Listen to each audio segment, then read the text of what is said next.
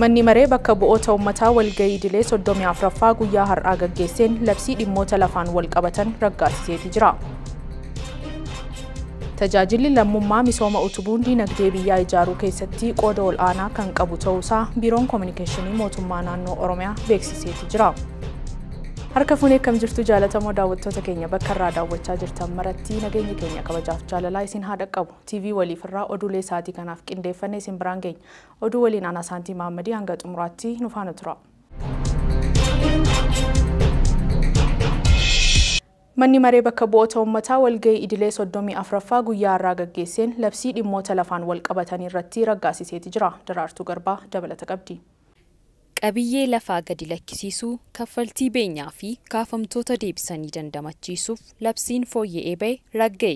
Faayidaa uummataaf jecha qabiyyee lafaa gadi lakkisiisuu, kaffaltii beenyaa fi kaafamtoota deebisanii dandamachiisuu murteessuuf wixineen labsii fooyyeffame ba'ee ragga'ee jira. Manni maree bakka bu'oota uummataa walgahii idilee 34ffaa geggeesseera. Manni marichaa qabiyyee lafaa gadi lakkisiisuu, kaffaltii beenyaa fi kaafamtoota deebisanii dandamachiisuuf labsii fooyya'ee bahe irratti mari'ateera.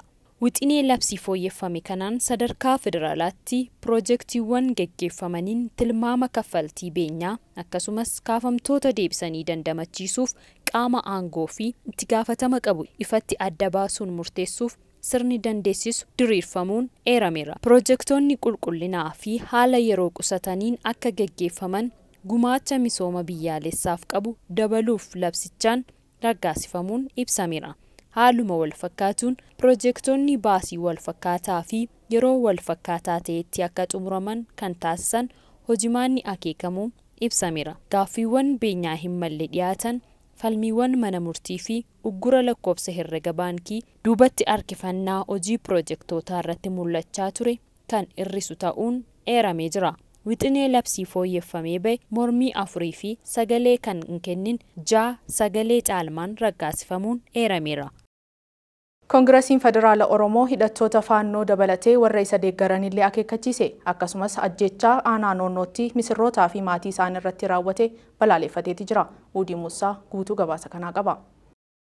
Koongiresiin Federaalaa Oromoodhaa KFO'n hidhattoota garee faannoodhaa dabalatee garee isa deeggaran akeekkachiiseeti jira. KFO'n garee faannoodhaa fiinxaaleeyyii jechuun waamaman ilaalchisuudhaan akeekkachiisa ergaa cimaa qabu baaseeti jira. Paartiin mormituu gama Oromoo dhaabbatee falmu KFO'n ibsa isaa keessatti fiinxaaleeyyiin hidhattoota faannootis ta'e da'attoonni isaanii adabachuu qabu jeeti jira. Ajjechaa aanaa noonnootti misirrootaa fi maatii isaan irratti raawwatame balaaleffachuudhaan ibsi waajirri koongirensii Federaalaa Oromoodhaa irraa kenname guutuun isaa kunooti. Ibsa koongirensii Federaalaa Oromoo irraa kenname. Bulchiinsa naannoo Oromiyaa godina Shawaa Lixaa aanaa noonnoo ganda biiftuu jaalalaa iddoo addaa Qondaalaa jedhamutti gaafa waxabajjii 8 bara 2016 haleellaa dhukaasaan itti roobsamee fi fanjii itti darbatameen misirroowwan 2 dabalatee namoonni 27 battalumatti ajjeefamuu fi namoonni 17 madaa'anii wallaansa otoo hin argatinii fi otoo wallaansarra jiranii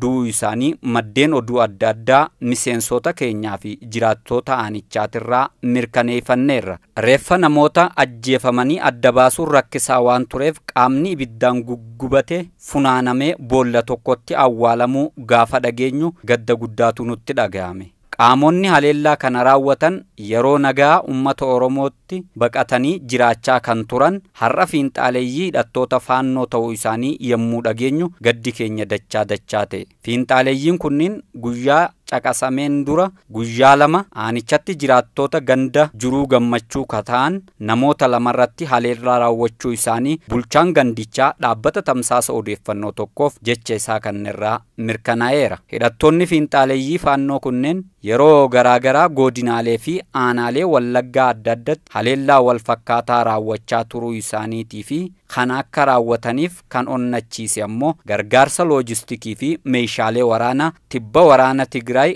argataniin hamma funyaanitti hidhachuu isaanii akka ta'e beekamaadha. Fiinxaaleeyyii fi da'attoonni isaanii gareen qabeenyaan ijaaramanis Oromiyaa iddoowwan garaagaratti lammiilee nagaa ajjeessanii humnoota garaagaratti haqachuudhaan holola sobaa Amaaronni Oromiyaa keessa jiraatan eenyummaa isaaniitiin adamsamaa jiru jedhu miidhagfachuudhaan miidiyaaleenis hafarsaa turuun isaanii ni beekama. Kanaan olitti ammoo itti gaafatamansaa bu'uura kan ta'e nageenya lammiilee eeysisuu mootummaan hin dandeenye dhalattoonni saba Amaaraa Oromiyaa keessatti haleelamaa jiru holola jedhuun sababa of eeggachuu qabu jedhuun waggoottan dabran keessa aangawoota mootummaa olaanoo dabalatee hidhachiifamuu qabu jedhamaa turuun beekamaadha. Xiinxaaleeyyiin hidhattoota faannoo fi daawwattoonni isaanii akkasumas deeggartoonni isaanii muraasni gochisuu kanneessaan aanaa naannootti raawwataman bu'aa waliigalaa gochaalee kanaa ta'uu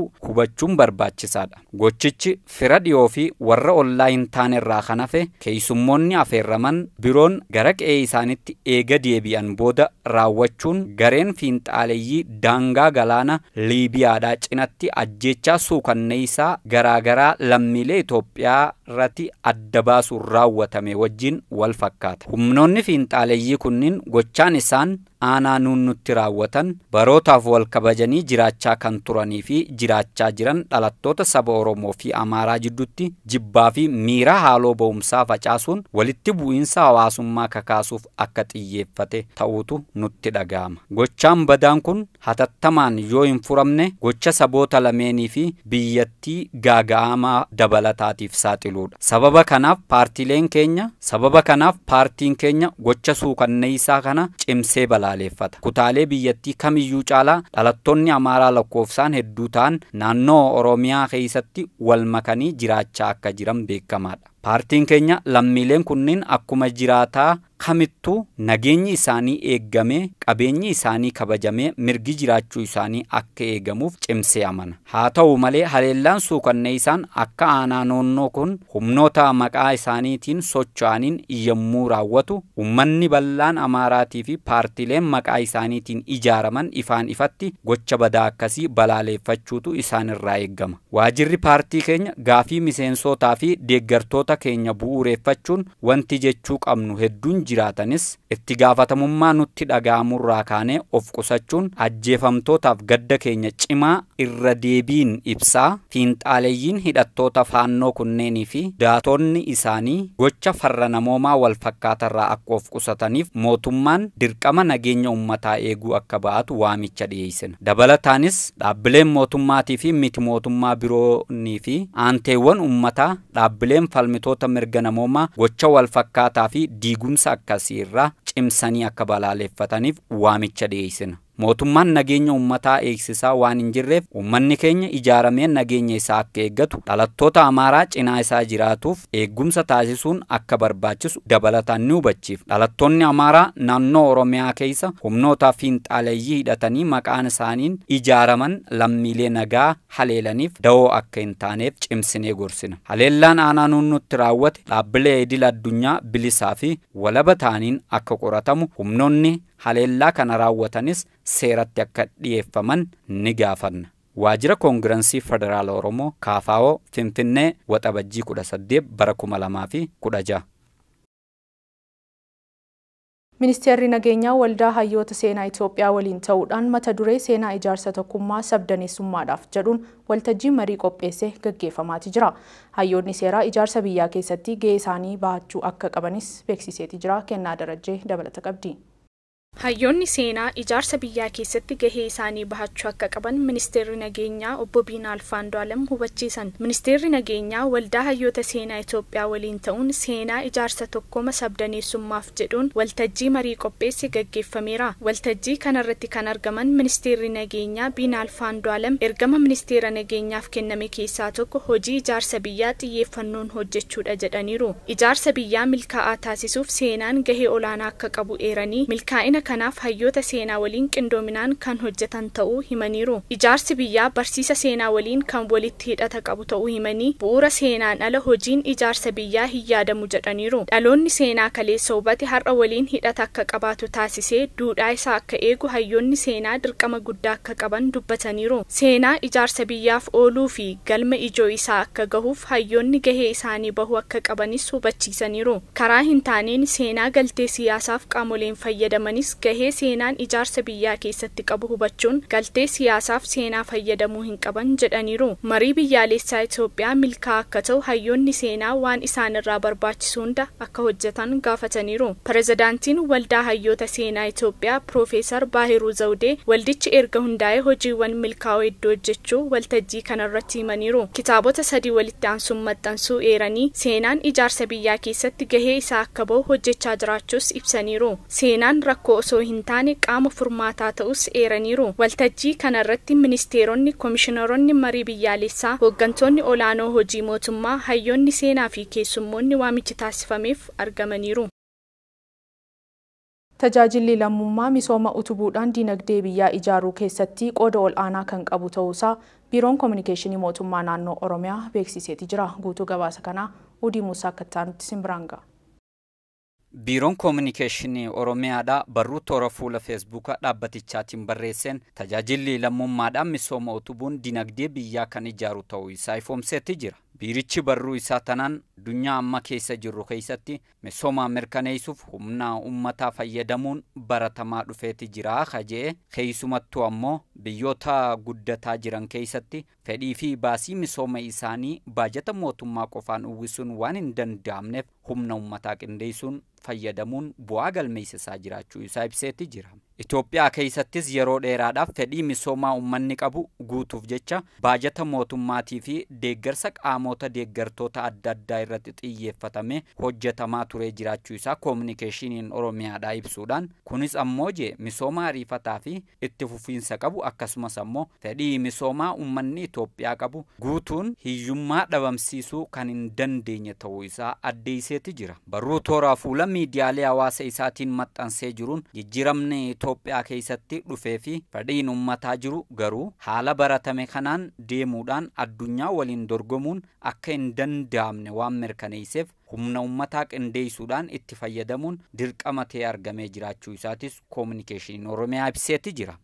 Kominikeeshinichi mootummaan naannoo Oromiyaadhaatis ammoo humna uummataa fayyadamuudhaan hawaasummaa fi dinagdee uummatichaa cimsuuf humnoota waloo duudhaa Oromummaa bu'uura godhatan labsiidhaan raggaasisuun hojiirra oolchaa jiraachuu isaa himeetti jira. Kaayyoon isaatis ammoo gama tokkoon tarkaanfii duudhaa uummata Oromoo ka ganamatti deebi'u ta'uu isaa eeruun duudhaawwan gaggaarii tokkummaa fi hawaasummaa uummata Oromoo jabeessanii tursiisan cimsuu yeroo ta'u gama biraatiin ammoo aadaa fi duudhaa kana humna dinagdeetiif oolchuun badhaadhina milkeessuuf itti fayyadamu akka ta'e Biiroon Kominikeeshinii Oromiyaa barreeffama toora Feesbuuka dhaabbatichaatiin maxxanseen ibseetti jira. Mootummaan naannoo Oromiyaadhaa galma kana milkeessuuf ammoo duudhaawwan ganama turanii fi garuu suuta sababa adda addaatiin laafaa dhufan deebisanii cimsuudhaan akka humna misoomaatii fi bu'uuraalee hawaasummaa cimatti itti fayyadamuuf mootummaan ejjennoo qabatee hojjetaa jiraachuu isaatii fi bu'aan ajaa'ibsiisaan argamaa jiraachuu isaa Kominikeeshiniin Oromiyaa ifoomseetti jira. Akkaataa maxxansa Kominikeeshinii Oromiyaatiin wal bira dhaabbachuu fi wal utubuun yeroo rakkoo wal dabarsuun kan daare uffisuun kan dheebote dheebuu baasuun kan kufe kaasuun uummata Oromoo biratti duudhaa hundee cimaa qabu ta'uu isaa himuudhaan aadaa gaarii baratame kan ammoo hawaasni itti fufsiisuu qaba jeetti jira. Bu'uuruma kanaan ammoo mootummaan naannoo Oromiyaatis duudhaa kana deebisee cimsuu fi faayidaa dinagdeetiif oolchuuf uummanni beekumsa qabeenyaa fi humna isaatiin akka wal bira dhaabbatuu fi biyya isaa akka ijaaruuf xiyyeeffannoo guddaa qabxii kanarratti kennuudhaan labsii tajaajila lammummaa kan labseef ta'uu isaa biirichi himeetti jira. Kominikeeshiniin Oromiyaadhaa hojiiwwan gama tajaajila lammummaatiin naannicha keessatti hojjetamaniin hawaasni bal'aan fayyadamaa ta'uu isaa ibsuudhaan kanarras dabruudhaan ammoo duudhaan Oromoo ganama bakkatti akka deebi'uuf agarsiistuu guddaa ta'ee jiraachuu isaa ifoomseetti jira. Oromiyaatti gama biraatiin ammoo tajaajilli lammummaa hojiilee misoomaa baajata mootummaatiin dhaqqabamuu hin dandeenye hedduu raawwachuun baasii mootummaa birrii biiliyoona hedduutti lakkaa'amu hambisuudhaan misoomaa fi guddina biyyaa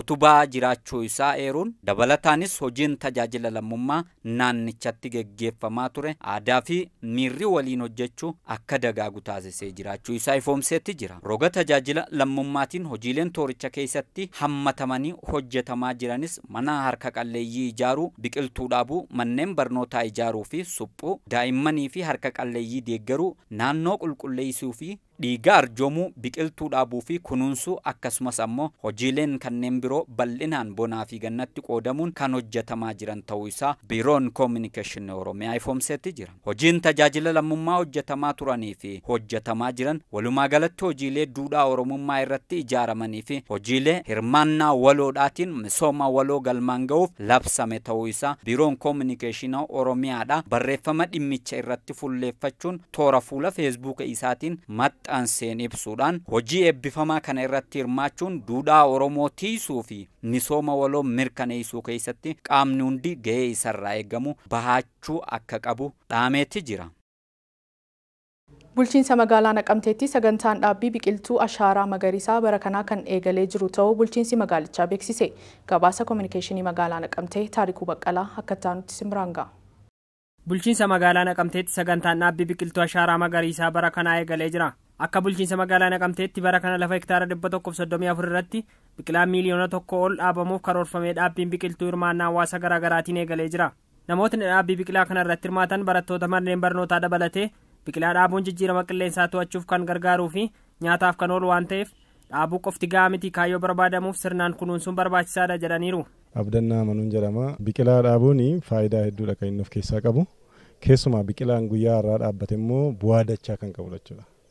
Gama tokkoon jijjiirama qilleensaa to'achuuf kan gargaaru, gama biraan immoo nyaataafis kan oolu waan ta'eef biqilaan guyyaa irraa dhaabne kun bu'aa dachaadha kan inni qabu. Dabalataa immoo kan dhaabnes kunuunsuun nurra jiraata. Kan dhaabame yoo hin kunuunfamne galma barbaadameef waan hin geenyee fi biqilaa dhaabuu fi kunuunsuutu nurraa eegama. Marga Geetaachoon jedhama.